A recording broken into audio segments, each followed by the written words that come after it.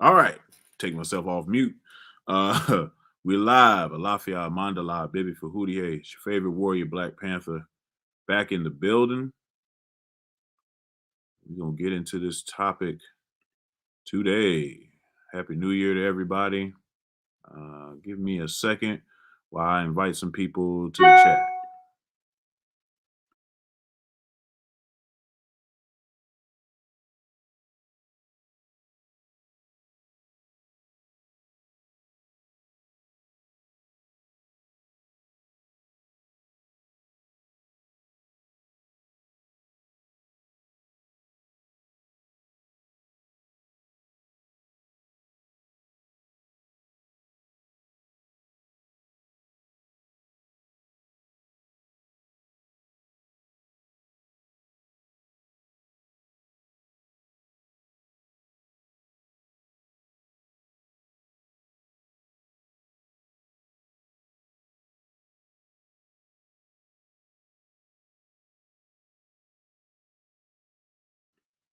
Peace, everybody coming in. Appreciate you all. Happy New Year. This is a topic that's highly controversial, but you know us at the MossiWarriorClan. We don't care about how controversial it is. Our aim is to provide you with powerful information that may impact your life from an African perspective. So, being that that is the case, before we get too far into the show, we must. You looking at a young black king. Astro protect, blast protect, pass your neck with the shit to leave a rapper erect from the back of a black Acura. Bullet ricocheted and it's weighted and passed through your pecs. The assassin wet. All y'all know y'all don't have to go. Sawed off shoddy, make it potty, probably call the law. Me no gangster, I'm no tough, got me child of the most high. I get on the mic and you go, bye bye. Devil don't test me, I throw shrapnel where your chest be. Shooting our family down in the streets. Fuck the police, they ain't marching for me. Pull up, not that Rari, I ain't bad yet. I pull up out that 85% of mass at. I put this on God, bad black is so hard. Bitch, I'm going back to Harlem in my West African garb.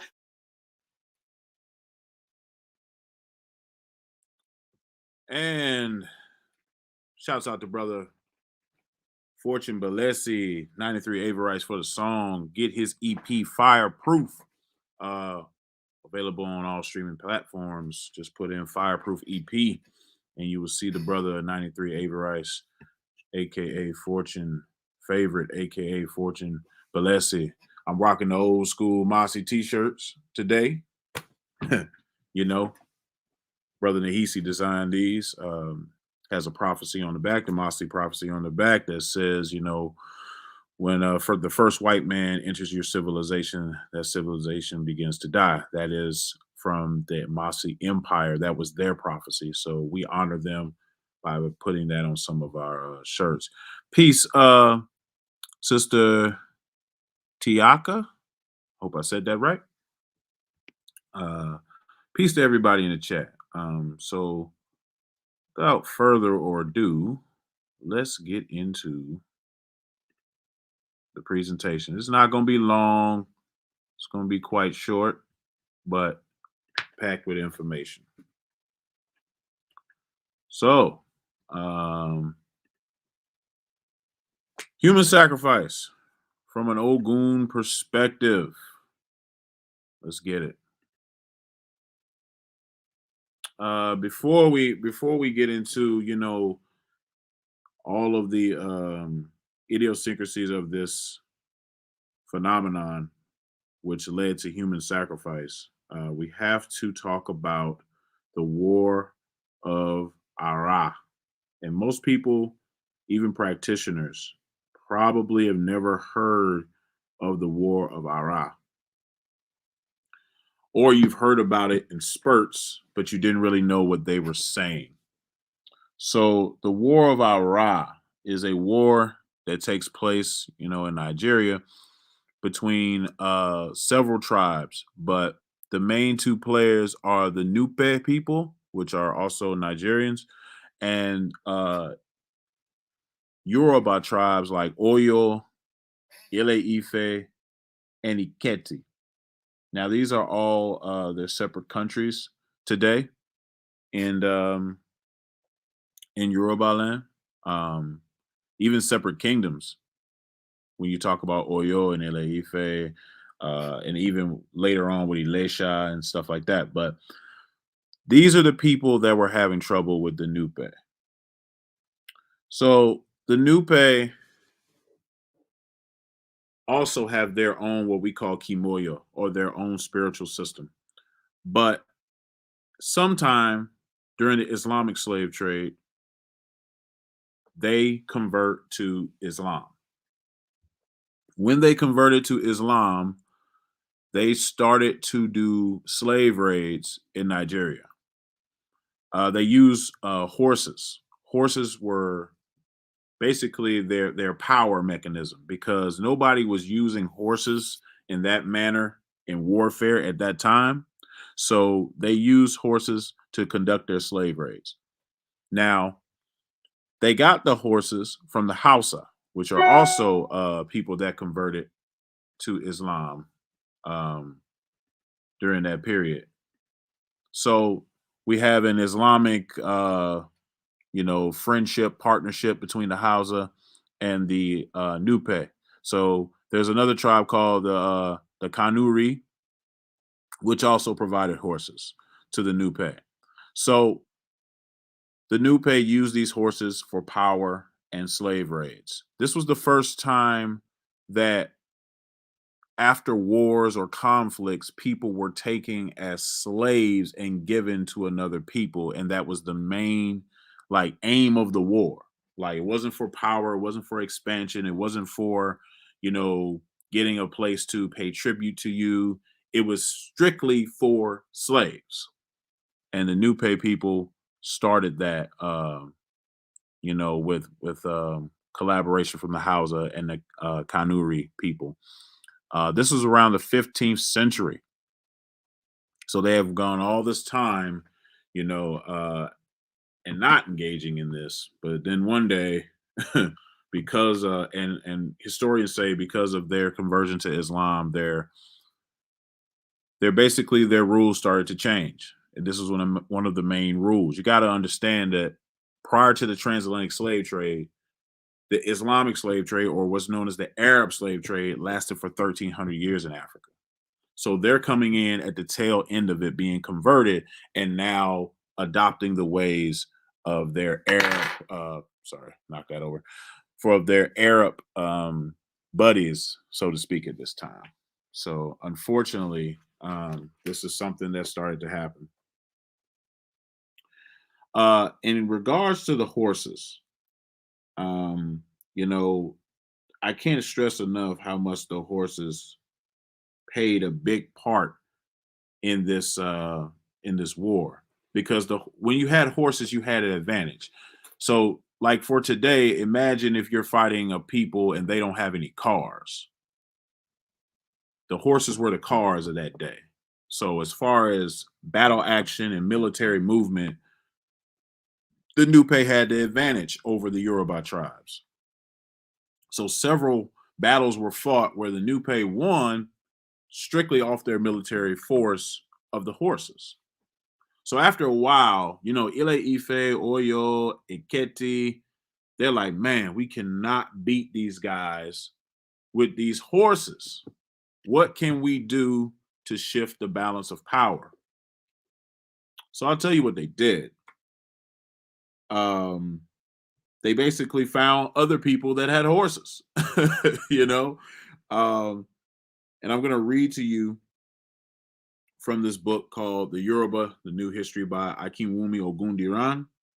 He says, in order to pay for horses, that it was importing from the Derma, the Masi, and Oyo, they would also have to take captives wherever they could find them. In other words, the strategy that the Nupe used to finance their horses from the Hausa and the Kanuri people in central Sudan was the same that Oyo used to underwrite their equestrian imports from the Jerma, Masi, Malinke, possibly Wangarawa traders, all in Western Sudan. So what he means is these three kingdoms, Ile-Ife, Oyo, Iketi, they linked up with the Wasangari, the Jerma, and the Masi. Now, the Jerma is what we know today as the Songhai people. German is just a Yoruba word that they call the Songhai people. And yes, you do see the Masi. The Masi Empire provided horses to Ife, Oyo, and Iketi, but they provided them on the same premise that the Nupe had with the Hausa.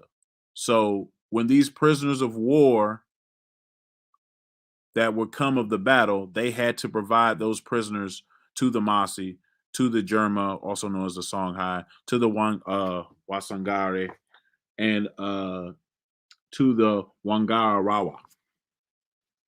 So now you have people doing things that they have to do to survive. Ife, Oyo, and Ikete are getting ran out of town. Their families are getting broke apart. They're getting split up because the Nupe and the Hausa have come together with the horses. So they go and find horses, but now they have to sign that agreement. So when they got the horses and they were able to, push back the Nupe, one of the final battles was in Iketi. In Iketi, that is where they finally defeated the Nupe and drove them out of their cities. I also want to read you what Akinwumi Ogundiran says about the Nupe and their vicious cycle that they were engaged in with the Yoruba people. It says it was a dilemma and vicious cycle. The Nupe political and brigade leaders had repeatedly raided their neighbors for more captives to maintain their cavalry and power advantages. Here lies the genesis of the Nupe forces into the Yoruba region. The goal was geared towards neither establishing political dominion nor controlling trade routes. Their sole purpose was to plunder, capture, and enslave. So I want to stress that because the Nupe had turned their backs on their original culture. They had turned their backs on their neighbors and now were just there for enslavement. So they had to do this to drive them out. So one of the final baddies is in Iketi, right? That's when they said, all right, this is our final stand. We're going to take care of y'all. Y'all have terrorized us enough. And that is when they drove them out of their land. Now that final battle in Iketi, it's really important because it's around the third quarter of the 16th century. And at the end of these wars, the Nupe and the strong men of the victorious coalitions treated Ife suburbs as like a spoil of war. So there are other cities in Ile Ife that weren't as popular, weren't as, they weren't as popping, so to speak. And they were treated as kind of like throw-ins to the victors of this war. And we're going to get into that effect a little later. But because of this war and its impact, we have this masquerade that is tied to this war. It's called the Epa masquerade. And you'll see it in cities like Igbomina, Ijesa, and Iketi. But if you do some research into this masquerade, you'll find out that this masquerade gets very important after this war. Very, very important. So, the Epa masquerade takes shape as honoring cultural heroes and warriors of this war. The Epa mask, it predominates in like Eastern Yoruba land, especially in Iketi, Igbomina, and Ijesa. Is used to honor cultural heroes, placate supernatural forces, and promote social and spiritual well-being of the given community. That's in the book Gelede Special by Babatunde Lawawa. So let me show you what this mask looks like.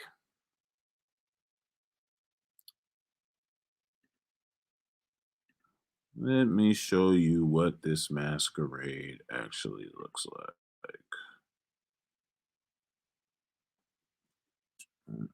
Get out of full screen.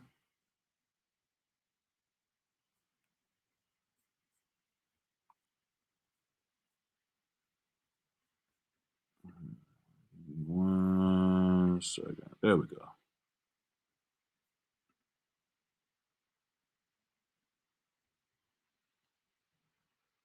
For some reason, it's not coming up. Let's do this.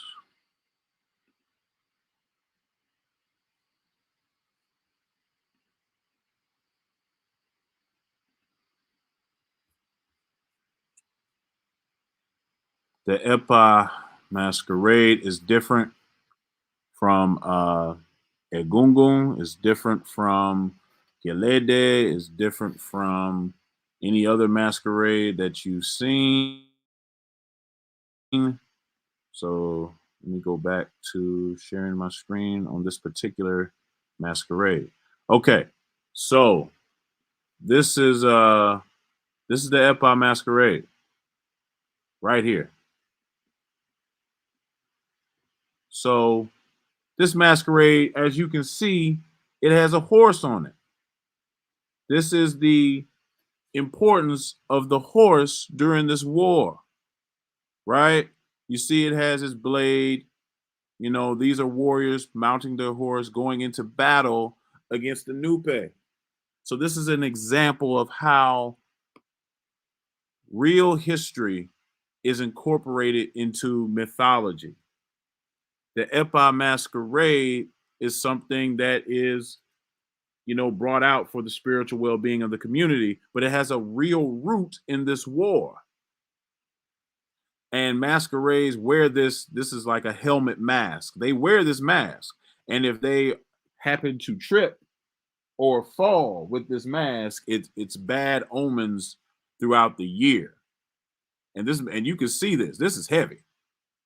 Like, you know, it's a carving, but it's heavy. So imagine trying to balance that, you know, on your head and dance and stuff. So these people were very skilled in doing that. And I just want to look at the chat real quick. Peace, Unc. Peace, Brother Aaron. Teti Ursama Arah Senefru. Okoma. Mendy. Brother Zane. Brother Marlon. Brother Richard White. This is around the 16th century, brother. Sorry, maybe you came in late. So going back to slides here. So we've covered that. So after they drive them out, after the Nupe are defeated, there's an aftermath of war, right? There's a restoration period. There's a period in which they're like, okay, the battle is over. Let's start to rebuild our communities. So there were, according to Akin Wumi Ogundiran, there were 3 types of individuals that came out of the aftermath of the war. There were people that were committed to returning to their homes before the war and repairing them, from which their ancestors had been displaced. Other people were interested in building new homes elsewhere with their new individuals and their reputation as war heroes, and that gave them the confidence to create these large political strongholds from these fragmented communities. They had survived the century-and-a-half-long crisis. This lasted from about 1570 to 1650, y'all. This was a long war. So this era of regeneration and restoration resulted in the creation of new societies. That's very important. because you had guys that put in work in this war and became very, very popular, right? They became heroes. So they took advantage of that buzz and said, well, we're going to create kingdoms based on, my popularity. They said we're going to build whole new kingdoms. We don't want to go back to old Oyo. We don't want to go back to Ile-Ife. We don't want to go back to here. We want to create something new. So that led to, the rise of new kingdoms, but it also led to the popularity and rise of some old kingdoms. So for those that don't know, the Oyo Empire, what we see today, is not the old or the Oyo Empire of old. It's in a different location. But they decided to, basically build it at a new place. And since they did that, they've been, prosperous for doing that. But a lot of people do not know that the Oyo we see today is not the Oyo of old. And if you look at some maps, some old maps, they'll have even old Oyo on there versus the Oyo of today. So there was a bit of a debate of whether to go back to old Oyo or whether to build a new Oyo. And, they decided in the end to build a new. And the king of Oyo is called an Alafin. So the Alafin makes the final decision, based on all of the evidence and all of the discussions that his staff has. So they decided better security, better soil where they're going to be the overriding factors in the choice of this area as the capital of a reconstituted Oyo. So out of that decision, there was a man named Obalokun. And he's one of the most celebrated warrior kings in Oyo history. Obalokun was a guy that put in work. We're talking about the first decade of the 17th century. He fought all the wars. He made Oyo expand because of his ruthlessness in battle. Obalokun was that guy. They called him the plundering elephant. And his name, Obalokun, meant king of the ocean, which the ocean is always looked at as like expanding. So since he was king of the ocean, they're basically saying he helped expand the kingdom of Oyo. Right? So after the collapse of the Songhai Empire following the Moroccan invasion in 1591, it offered prospects for Oyo's expansion. They took advantage of that instability. So Obalokun was the guy that basically spearheaded that direction. Now, I mentioned the Nupe as being their adversary, but they also had defectors from the Nupe. You had people going, no, I don't like what they're doing with the Hausa. They turned their back on their culture. They turned their back on this. I'm not rolling with that. So you had some defectors, some Nupe defectors, right? And because they defected and they helped Ile-Ife, Oyo, and Iketi, all of these people that defected were rewarded. They gave them titles in their Egungun society. And for those that don't know what Egungun is a masquerade of a family lineage or a kingdom. It's basically a deity of one's lineage. So since they rewarded them, they gave them titles like Alapini, which is the head of the Egungun society, and like minister of spiritual affairs, which is Oyo Messi or Aya Messi. They're like a council. And because they defected, they got those titles, and essentially they become Yoruba, where they were once Nupe. This also happened with people like Masi, Oyo, Bomo, Bamu, Mande, Ture, Jagbadi. All of these tribes were people that like contributed to the war, but they weren't Yoruba people at the start of the war. So some of the Masi people said, you know, I don't want to go back to Burkina Faso. I want to stay with you guys. So they did. But they gave them special facial marks.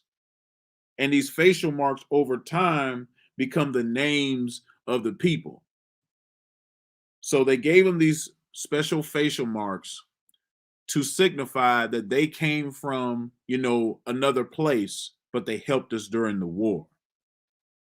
So if you see the Bomo, the Bamu, the Ture, all of these are special facial markings in which they can say they came from there, but they are now essentially Oyo. But they never wanted to forget their contribution and where they came from. So that's why they created the facial markings.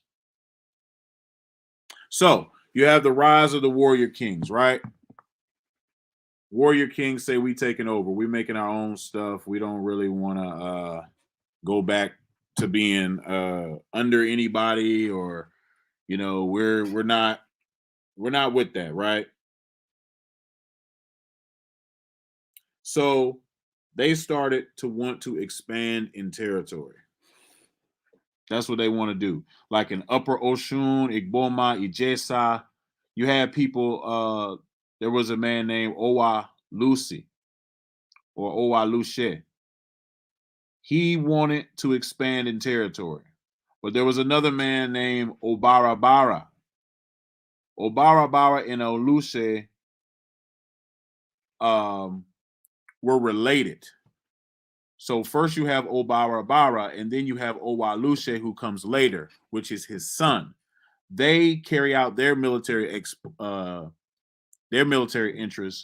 and they were fighting a man named Owari. Basically, all of these people are warrior kings. All of these people fought in the Arah War, but now they want to be big dogs.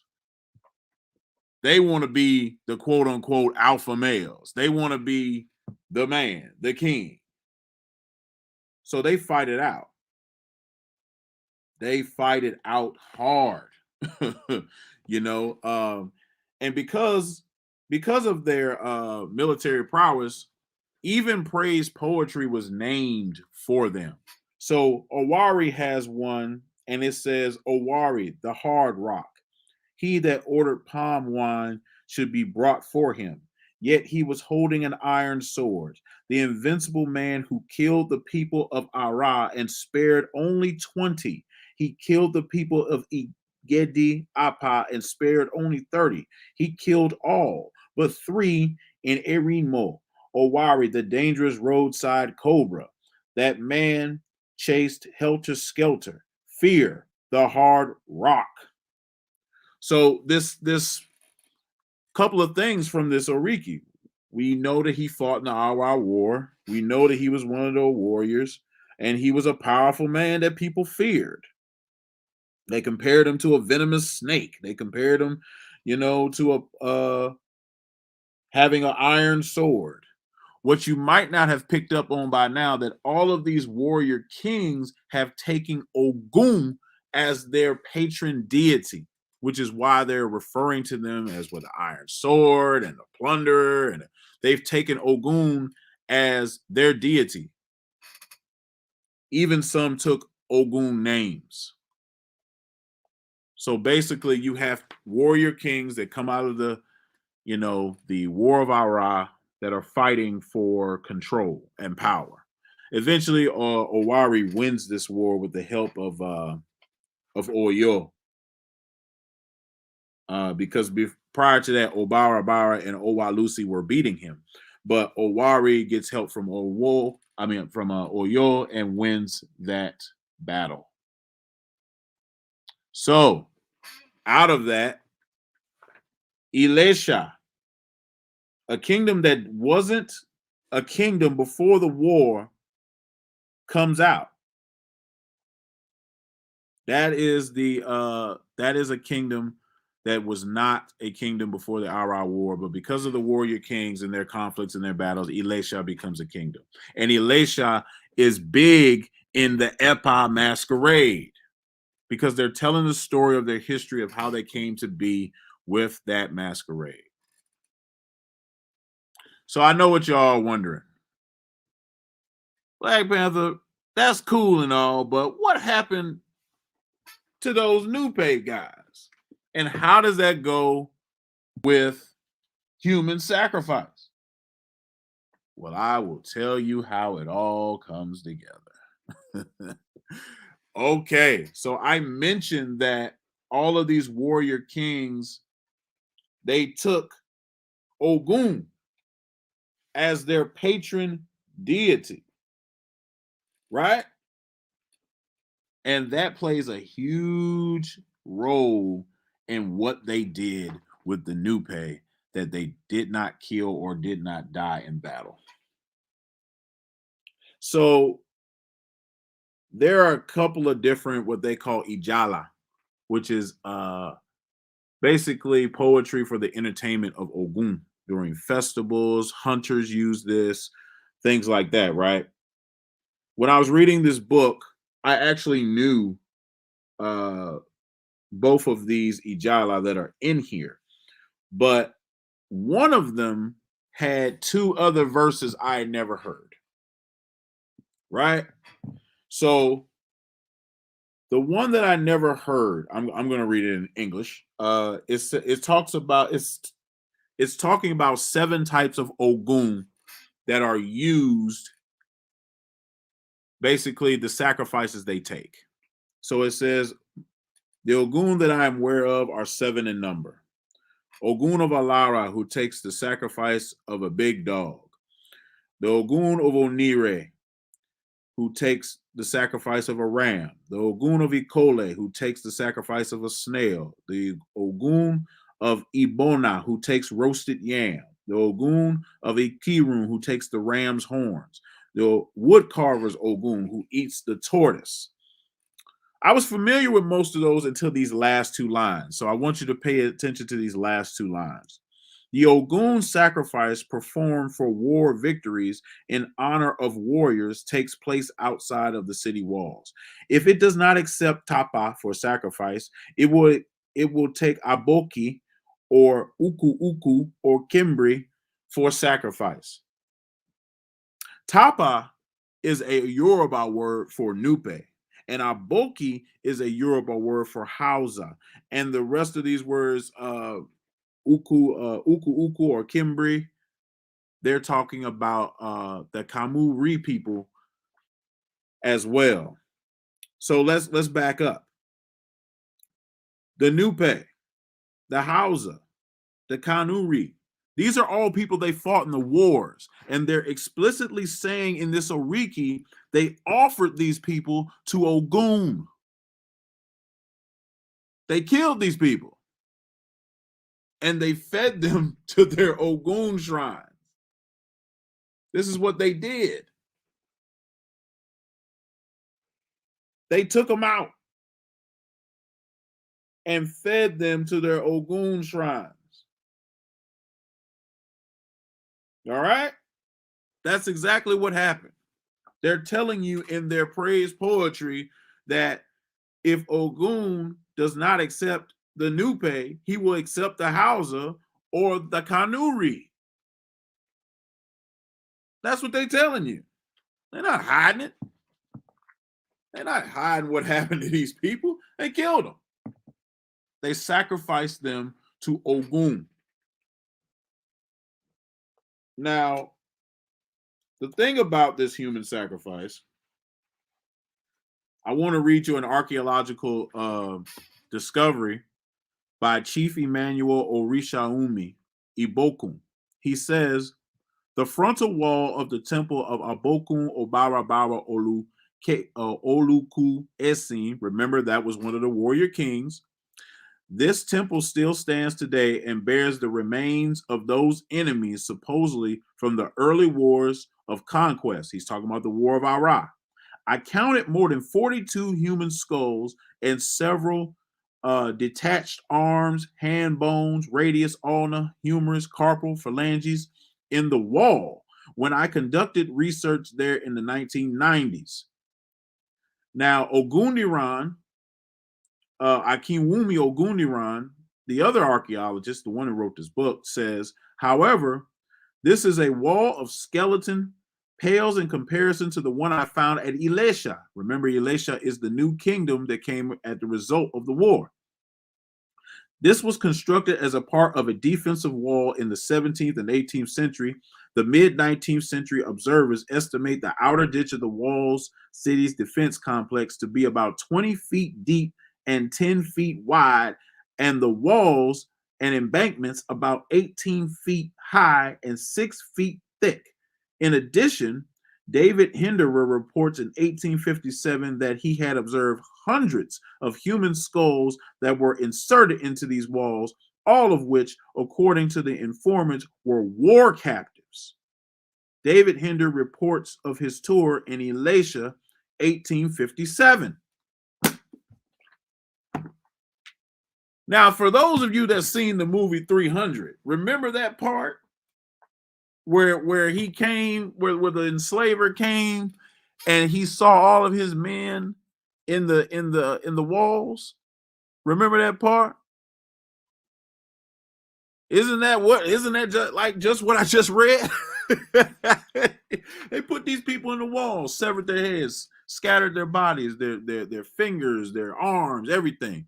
The shrine, and I see your question, Brother Zane. The shrine was a shrine of a warrior king. Obarabara was his name. So they did that because Obarabara took Ògún as his patron deity. So in turn, they sacrificed them to his shrine and to the Ògún shrine of the town. Now, the Ògún shrine in which they sacrificed people to was always on the outside of the city walls. It wasn't inside the city. Like people, you couldn't just walk by and see, all of that or whatever. They did outside the city walls. They made sure to do that. But this was war. This was war. They wanted to make sure they left something that say, if you ever come back here again, that's going to happen to you. We're going to put your skulls in the wall, your bodies. We're going to sacrifice you to the shrine. We're going to make sure that you never want to do this again. You'll make sure. It's when you hear about human sacrifice, they always paint it as, somebody walking down the street and they just snatched them up and sacrificed them to a deity because, that's what they wanted to do. No, this was war. How different is it than we do today? Our military kill people all the time. I'm a veteran, I know. I've seen bodies disgraced in war because of a flag, a symbol of power. That's what a flag is. It's a symbol of power. It's a symbol of authority. So is Ògún at this point in time. So the action is very similar, but we turn up our nose to human sacrifice. They did the same thing. They just took them out. They were enslavers. I told you, this was the first time in Yorùbá history that they had people coming for slaves, coming for them. And they said, oh no, we're going to click up, we're going to mount up, and when we're done, we're going to put you at the shrine. You got to remember, there's in Ògún's praise poetry, it says he has plenty of water, but chooses to bathe in blood. Right? So they did that. They made sure he bathed in blood. They made sure his shrine was bathed in blood. That's what they did. They don't feel bad about it. I mean, why should you? These people were, you know, tearing your families apart, tearing your wife and children, tearing people, you know, that you knew, and putting them into slavery with the Arabs. So you can kind of see, you know, why they would feel the way they felt. And we also have to know that during this restoration period, during this time of war, during this time of, you know, conflict and the rising of new kingdoms and warrior kings, guess who's starting to come about? Guess who's starting to knock around? Guess who started to inquire? The Europeans. The Europeans are here now. While we're doing all this infighting and war and stuff like that, the Europeans are here now. So we got a lot of stuff going on. You know, as a Yoruba people, we got a lot of stuff going on. We're fighting, we're winning, we're rebuilding, and here come the Europeans with the we can help you. You know, it's the worst time to have some foreigners around that you don't know, you never seen, and now they're promising you this, this, and this, and we can trade gold and ivory and you know, clothing and spices, and yeah, that's all good. Yeah, we can trade that for you. But after a while, it flips. Now they want bodies. So this was a terrible time uh in the Yoruba history, um for them to show up. And I told you this war lasted for like half a century. And right when we coming out the war, we have the biggest problem that we will ever have in the Europeans. So that's basically the story. You know, Ògún, if you're listening, I've invited you to come on. If anybody else wants to come on, you know, let me know. But that is human sacrifice from an Ògún perspective. I don't think anybody logically that thinks about that would have an issue with human sacrifice in that manner, being that it's war. Often the narrative is, you know, it's casual, but that's not true. The books that I was reading from that people might want to pick up. Akin Wumi Ogundiran, A Yoruba New History. Excellent book. I haven't got all the way through it. It's about 400 pages. I'm on page 255. Excellent book. This book, The Galede Spectacle by Babatunde Lawal. Another good book about the Galede masquerade. It also talks about other masquerades as well, as far as the Gungun, Epa, and other people. We have live in the building, Baba Ode Ogundira. Oh Lord, what's up, man? And what's going on? What you got on, man? What you got on? I told white. you. I got white. I got white on. I got white. What's wrong? He always comes in here. I always try to keep it casual. He always comes in here trying out. Can't just put on a white t-shirt. Gotta put on a kaftan. Would you like me to go get changed? Nah, man. Go ahead. You good. What are your thoughts on what I just read? And you have any more or further insight? I don't know what part I missed out on when I was trying to log in when you sent me the request, and I was having some trouble. So the last thing I remember you talking about or reading, the one thing that does come to mind, when you speak about sacrificing human sacrifices to Ògún, I do want to kind of make a clarification. I'm not quite sure. I wasn't there. I don't know. So in my research before this actual book came out, it seemed like they more executed the prisoners in front of the shrine of Ògún. Now, that's a slight difference, but I don't want to get the idea that people think, they're casting coconuts after heads are rolling. Because what are you going to do if it doesn't accept?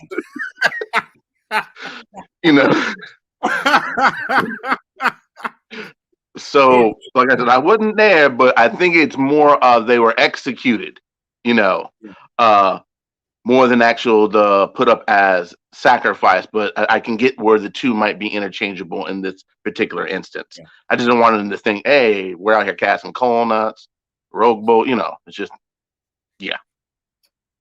And for people that don't really know what we're talking about, when you give a sacrifice, animal sacrifice, or even an offering, or water, coconuts, gin, any of these things to a divinity, we're casting coconuts as far as part of worship for acceptance. It may be he does not, or this divinity doesn't accept, and other things, need to be done or need to be added. So he's saying there wasn't bring this guy in, sacrifice him, and then casting to see if it accepts. It was a straight execution. It was, nah, you out of here. There's nothing you can say to get yourself out of this situation. We're not casting none of that. Like, if you read the Oriki of and I read the Oriki of one of the guys that was involved in the conflict of Warrior Kings, Owari. It says that he killed all the people in this town except for 20. He killed all the people in this town except for 30. He killed all the people in this town except for 3. So there wasn't no divination being done. Now, this was murder. So I just want to clarify. I'm not sure exactly if that was the case, but I have not found any evidence to say they were, it was actually a form of worship. Yeah, me either. It seemed more of an execution. And being that the archaeological record didn't find any coconuts, I think we can conclude that, like you said, it went the way of execution. The other thing is, sometimes when you were referring to the warrior kings, before they actually became warrior kings, most of them were most likely Baloguns. They were warlords. Yeah. And you had different warlords that weren't really under people, and then the wars created warlords, and then you have all these men with arms, warriors wanting to fight. People took prominence, people rose to power, So it was in that era, and then after that, far into the 18th century, as far as warring, that was really the time of the rise of Balogun, the rise of Ògún, in the sense of bringing more the idea of war to this particular divinity, But no, that was it, just the idea that they were Baloguns first, and I didn't want anyone to think that we were casting, they were casting coconuts here. I want to. Yep, I just saw what's a Balogun. So a Balogun is a warlord.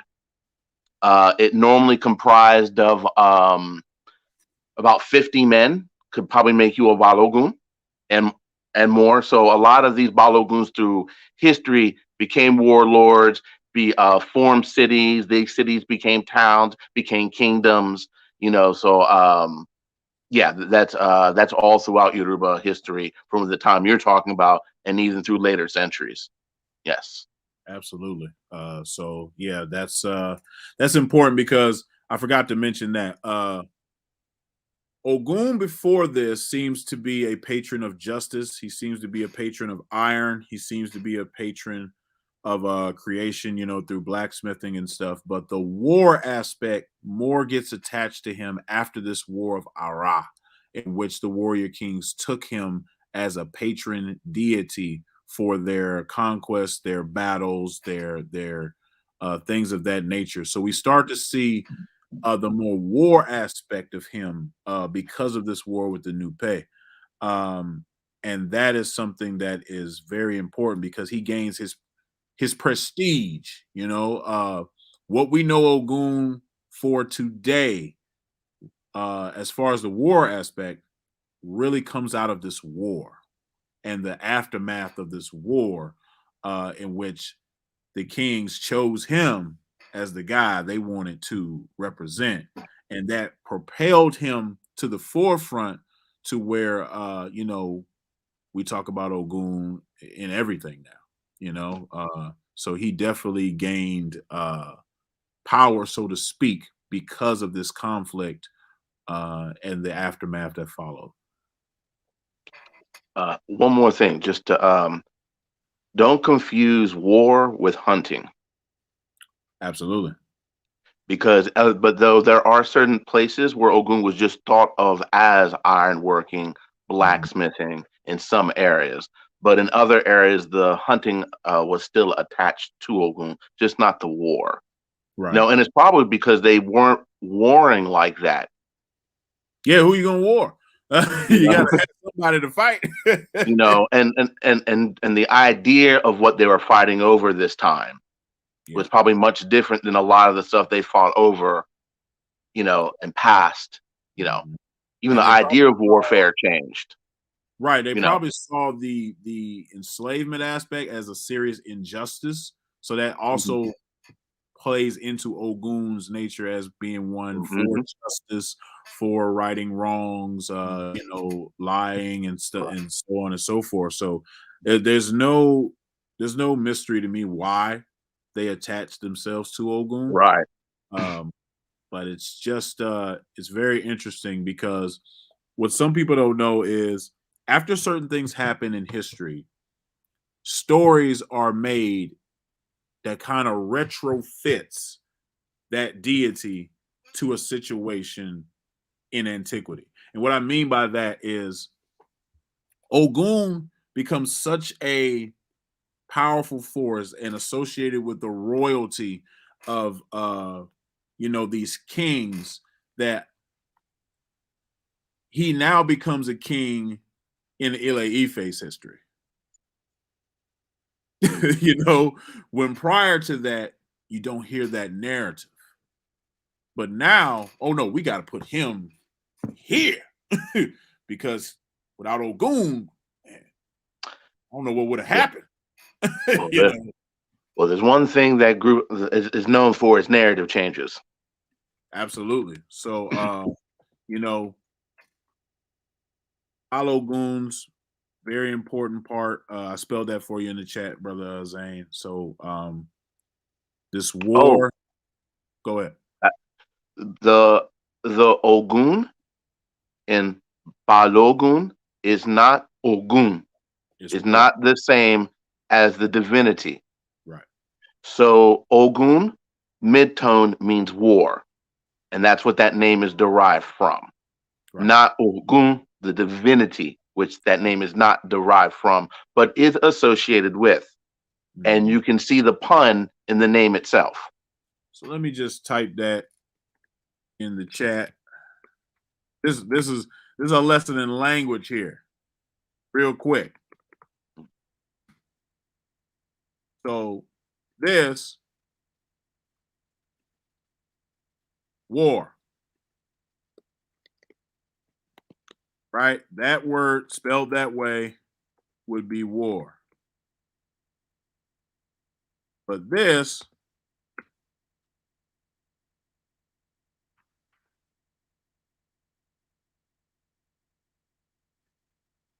deity. That's a lesson. That's your language lesson for today. There's also an Ògún that means 20, but I don't know the tones for that one. So that's African language. I believe it's just it's mid-high. I believe, if my memory serves correct me. High over the U. Right. Okay. It's either a high or low over the U. Snare right here. Why am I guessing? Got a book right there. My bad. Yeah, that's And you might as well add medicine to that too. Jeez. OOGUN. No, we're not doing that, man. No. Well, sometimes they do spell it with a single O. So might as well throw that one in there. We'll be here all day. just with this one word. So what I'm talking about is the word medicine is spelled OOGUN, and it's all low tones. Or sometimes it's spelled OGUNN. It's still low tone. That. I'm sorry, I didn't mean to change this into a language lesson. I just thought it would be something good to know. So, medicine. You forgot the accents. I thought you said it was all mid. No, I said it was all low. Oh, my bad. I'll go back.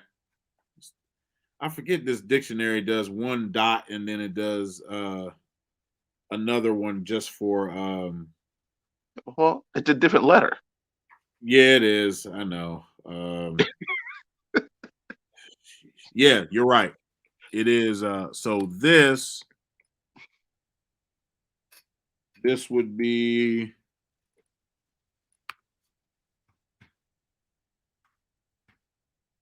number 20. That's 20. Okay, so I was right the first time. Yeah, you were. So just with this one word, you see the diversity in African languages. You know, African languages, a lot of them don't have a lot of words, but they got a lot of meanings for words. And if you're, especially with tonal languages like Yoruba, those tones make or break you. Those tones make or break you. So let me correct what I said earlier with the Ògún. They put the two versions in there too. The OO and the just O with the one O. Let me. Because I know it's as with the double O, but I have seen it with a single O. I've never seen it with the single O. So that would be medicine. And no, I think the correct way to spell it is with the double O. But like I said, I have seen people with a single O do it. You know, they cut stuff off as well. Cut letters off. What they do in Yoruba. So both of these would mean medicine.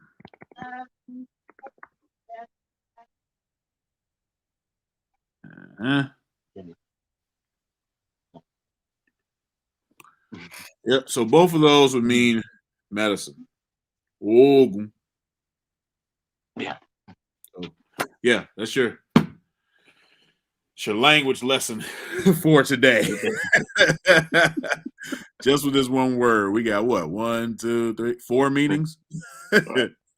You know, what's also interesting is since Ògún is sometimes looked at as a pathfinder, you know, it's a way for a lot of these to justify finding their own way to their own success, finding their own way to their own greatness, you know. And that's essentially what the warrior kings did. Mm-hmm. They put in work during the war, expelling the Nupe, and they said, "Hey, this is my path, my path to greatness. These people love me. I got all. Let me make my way. Yeah, I got all these people showering me with gifts and telling me I'm the best thing since sliced bread. Hey, I think I'm gonna make me a kingdom. Why not? You know, why not? There were a lot of other kingdoms created on less. Yeah, so why not? You know, right?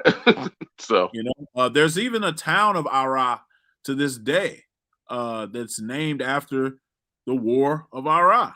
So things come out of, you know, war, out of conflict. You know, the old saying, order comes out of chaos. So that's what happened, you know, during this period. You know, this half a century war turns into kingdoms, turns into, promoting of deities, turns into, a whole masquerade getting, things added to it as far as the horses is concerned. So many things happen out of this one occurrence. It even segues right into the transatlantic slave trade from the Arab slave trade. So this one war is so important in Yoruba culture. And that's why I wanted to bring it to you guys, because we have a lot of Orisha worshipers in the diaspora, but we often forget the history of the Yoruba people and how it relates to the mythology and the Orisha themselves. So I definitely wanted to bring this to you guys for that purpose, because just studying Orisha will not give you the full picture. You're going to read something and think you understand it, but you don't understand how it related to the people in real time and why they created this myth or this story or things of that nature. So looking at the history really, really brings it all together. Oh, and one more note: the Arah, the may also be the same Arah in the first line of the Ògún that I know are 7 in number. Yeah, it is. According to this book, it is. Yeah.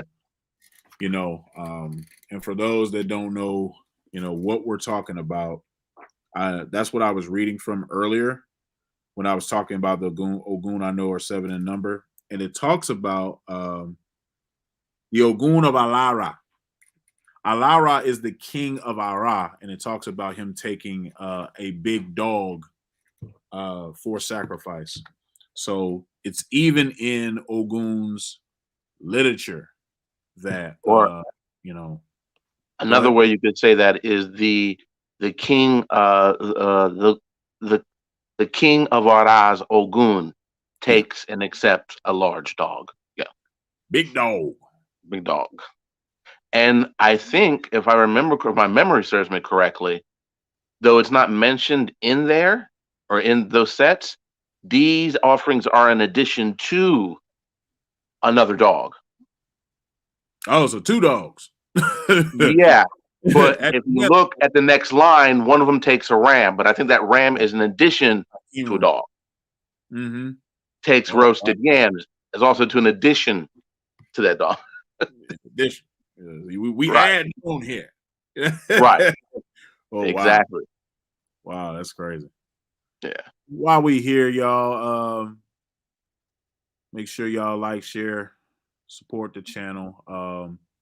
I wanted to do this because I get a lot of questions about this. So let me do this really quickly before we get off of here.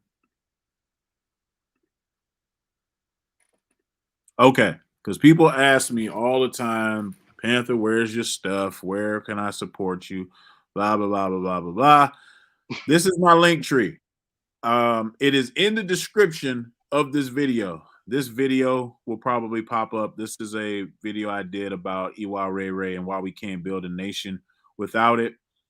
This is my article on the BKQ, International Pan-African News. Shouts out to RJ Mahdi. I appreciate that, brother.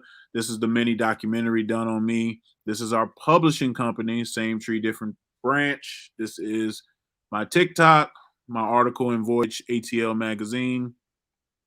This is my African Spirituality Masterclass, which I think I have about 84 students now in this class. So check that out. This is Killmonger's Corner, the Pan-African Journal, Volume 2 and Volume 1. This is the YouTube channel, which some of you are watching right now. This is the MossiWarriorClan YouTube channel, which some of you are watching right now. And this is my website. And if you don't feel like looking through what is what, these are the icons down here for the different social media, which you can find me, to include my email address. So it's in the description. I say again, it's in the description of this video. So that should clear up some confusion while we're here. Check out our book, What SARS-CoV-2 Taught Me by our brother, Inherit Sean P.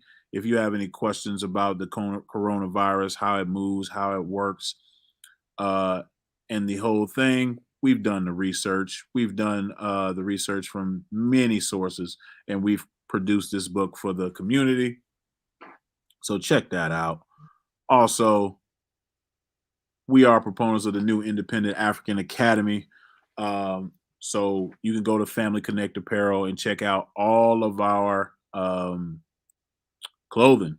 You can get Mossi shirts there. You get Kofi Paisai Research Team shirts there. You can get this shirt there. You can get our partnership with Gambia, the Mboka shirts there. So check that out. We got a coloring book for your kids, Spirit Masters Institution coloring book. This is volume 1. Brother Kofi's book, Beautiful Lessons About Kimoyo. Spirit Masters Volume 4. Check that out as well. And we're about to drop a new comprehension book. It's coming out very soon. We're waiting for the corrected copies. So as soon as we get that,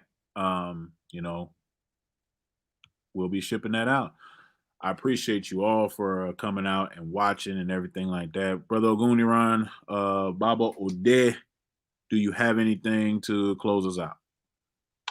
Happy New Year. Happy New Year. So hope everybody's staying safe. Wear your mask. And please, wash your hands, wear your mask, hand sanitizer, all of those things as we continue to go in the way of this pandemic. But that's it. That's all we got. And, we're going to conclude with our outro. So, Odabo. Stop.